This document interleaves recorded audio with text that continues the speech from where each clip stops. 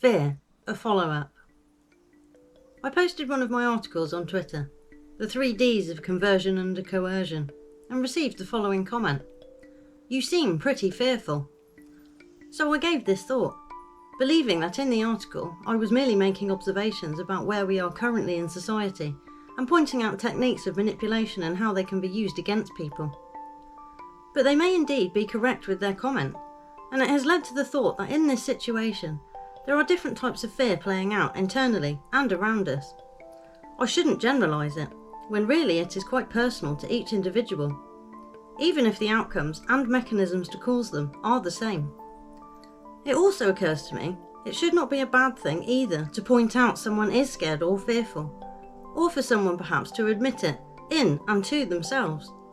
So let's look at it as a word and its explained meaning, as on the face of it, appears to be a very necessary part of us. Fear.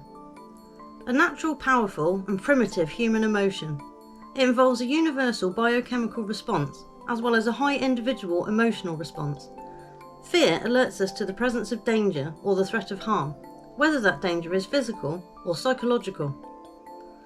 I've already written a chapter about fear in my non-fiction book, Meeting in the Middle of Nowhere, looking at it from the point of view of someone who can visualise the horror concepts, ideas and thoughts, and someone who can't. And have also written a chapter on it in one of my fictional books, about the different types of fear a predator relies on when stalking. But this one isn't so specific, as it can cover both of those. Once your sense of fear has been activated and you assess your situation, as with this one we collectively find ourselves in. I've also written an article called Living in Fear, so I'd like to think I've given this subject a lot of thought over the years. But this one I believe they refer to, and that they pointed out, would be the fear of what is unfolding and appears to be heading our way. Fear of the unknown, of being forced into something, and of the future. Sounds quite appropriate to have that currently, so yes, I think they are right. I am fearful. These were normal and commonplace fears previously though.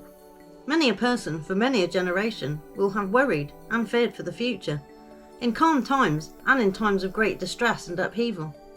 As this does indeed highlight, I have spent much of my life fearful of various things, but that was personal to me and my experiences, as is the case for everyone. But how you manage your fear is what seems to be a big decider in your outcome or fate potentially. I've spent decades trying to manage mine, and however much I would like to think I keep a lid on it or hold it down, it is there and is part of me.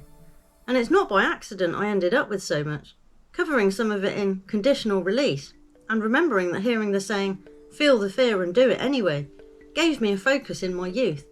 I heard it at the right time, and it made me realise then that fear was okay. Just don't let it paralyse you or control you. In the right dose and situation, it can possibly help you.